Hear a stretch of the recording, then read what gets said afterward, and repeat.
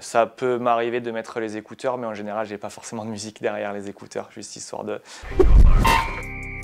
Moi, j'ai des routines à partir du matin. Donc voilà, en général, on prend notre petit déjeuner, souvent le même petit déjeuner qu'on prend dans la semaine ou sur les jours de compétition. Souvent, c'est flocons d'avoine avec quelques fruits. Donc voilà, assez facile à faire et bon pour moi pour me garder en forme pour la journée. On s'en lasse pas trop, ça va. Quelques heures avant la compétition, c'est là où on commence à se mettre un petit peu dans notre routine. On commence à s'échauffer, les choses comme ça. C'est un petit peu là que ouais, la pression monte. Après, moi, avec l'expérience, j'arrive à gérer tout ça assez bien. J'ai l'habitude de faire ça et j'ai l'habitude voilà, des compétitions comme ça, donc ça ne me pose pas de problème.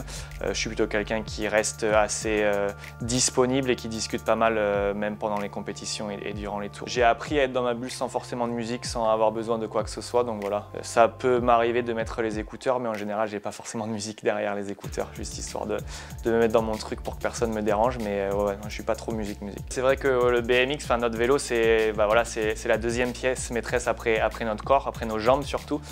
Donc voilà, en général, on a plusieurs vélos dans l'année, donc on change de vélo régulièrement pour la rigidité et pour être sûr qu'il n'y ait pas de soucis sur le vélo, pour pas qu'il casse au moment de la compétition. Et ensuite, on est nos propres mécaniciens, donc c'est-à-dire toute la semaine, on fait notre mécanique en général nous-mêmes.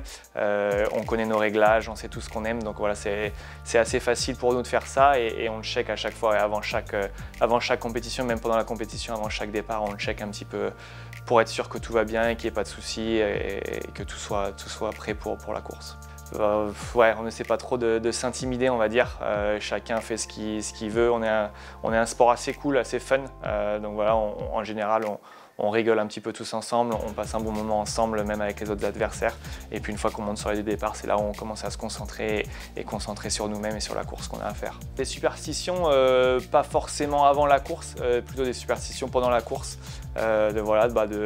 De s'asseoir au même endroit, de mettre notre vélo au même endroit. C'est un rituel, une fois qu'on a trouvé ce qu'on aime et ce qui va bien, on le fait et on continue à le faire pendant tant que ça marche. Moi, une fois que je me mets sur la grille de départ, je suis concentré sur ce que j'ai à faire. On a des voies qui nous donnent le départ avant que la grille de départ tombe. Et c'est vraiment, on n'entend plus que ça, on est dans notre bulle. C'est genre un petit tunnel qui nous suit jusqu'à la première ligne droite. Donc voilà, quand on est dans notre truc, on est concentré sur ce qu'on a à faire et il n'y a pas grand chose qui puisse nous déranger pour performer. J'entends le public, j'entends la musique, mais une fois qu'on est parti plutôt. En fait, quand on est sur la grille de départ, c'est le calme, le silence le plus complet, un petit peu comme au tennis ou au golf, les choses comme ça, pour pas qu'on fasse de faux départs, des choses comme ça. Donc le respect du public, silence, et puis une fois que c'est parti, ouais, là, on les entend.